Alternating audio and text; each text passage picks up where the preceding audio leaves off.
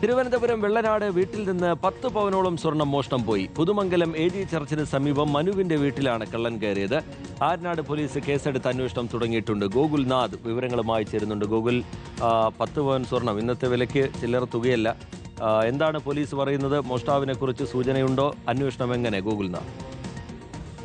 ഇത് പറഞ്ഞതുപോലെ തന്നെ സ്വർണ്ണ വില കൂടിയതിനു ശേഷം തിരുവനന്തപുരം ജില്ലയിൽ കനത്ത രീതിയിൽ തന്നെ ഈ സ്വർണ്ണ മോഷണം പലപ്പോഴും പതിവാകുന്ന ഒരു കാഴ്ച കൂടി ഉണ്ടെന്നുള്ളതാണ്. ഇപ്പോൾ നിലവിലെ ഈ വാർത്ത വരുന്നത് ആര്യനാട് പോലീസ് സ്റ്റേഷൻ പരിധിയിലാണ്. വെള്ളനാട് പുതുശ്ശേരിമംഗലം MG ചർച്ചിന് എതിർവശത്തുള്ള അനൂപ് ബി എന്ന ആളുടെ വീട്ടിൽ നിന്നാണ് 10 പവനോളം സ്വർണം കഴിഞ്ഞ ദിവസം രാത്രി 6 മണിക്കും 7:45 എത്തി. ഏകദേശം 1 മണിക്കൂറിൽ താഴെ സമയത്തിനുള്ളിലാണ് ഈ വീട്ടിൽ നിന്നും സ്വർണം പോയെന്നതാണ്. വീടിന്റെ മുൻവാതിൽ തുറന്ന് കിടക്കുന്ന അവസ്ഥയിലായിരുന്നു. അത് കണ്ട് ഈ പ്രദേശത്ത് നിലവിൽ പലപ്പോഴും ഈ ഇത്തരത്തിൽ ഈ സ്വർണ്ണമോഷണം അടക്കം പതിവാണ്. അപ്പോൾ സ്വർണ്ണമോഷണം നടന്നു എന്നുള്ള ഒരു നിഗമനത്തോട് തന്നെ കുടുംബം ഈ വാതിലൊക്കെ തുറന്നകത്ത് കയറി പരിശോധിച്ചപ്പോൾ തന്നെയാണ് ഈ സ്വർണം പോയി എന്നുള്ള ഒരു തീരുമാനത്തേക്ക് തുറന്നത്തെ പരിശോധനയിൽ സ്വർണം പോയതായി കണ്ടെത്തുകയായിരുന്നു.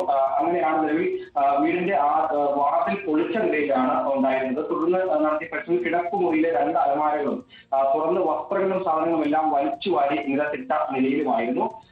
നിലവിൽ 10 പവനോളം സ്വർണം, 3 പവന്റെ മാല, 1 പവന്റെ ലോക്കറ്റ്, 1 പവനോളം വരുന്ന ഒരു സ്വർണ്ണ ലോക്കറ്റ്, കുഞ്ഞിന്റെ മാല, 2 ബ്രേസ്ലെറ്റ്, 1 ജോഡി കമ്മൽ, അങ്ങനെ കുറേയേറെ ആഭരണങ്ങൾ, 10 പവനോളം വരുന്ന ആഭരണങ്ങളും 1000 രൂപയുമാണ് കള്ളൻ കൊണ്ടുപോയതെന്നുള്ളതാണ്. വീടിന്റെ പിൻവശത്തു കൂടിയാണ് കള്ളൻ പുരയിടത്തിൽ കടന്നതെന്നുള്ളതാണ് പോലീസിന്റെയും നിഗമനം. നിലവിൽ ഇപ്പോൾ പോലീസ് ഉദ്യോഗസ്ഥരും ഡോഗ് സ്ക്വാഡും വിരലടയാള വിദഗ്ധരും ഒക്കെ സ്ഥലത്തി പരിശോധന നടത്തുകയും ചെയ്തിട്ടുണ്ട്.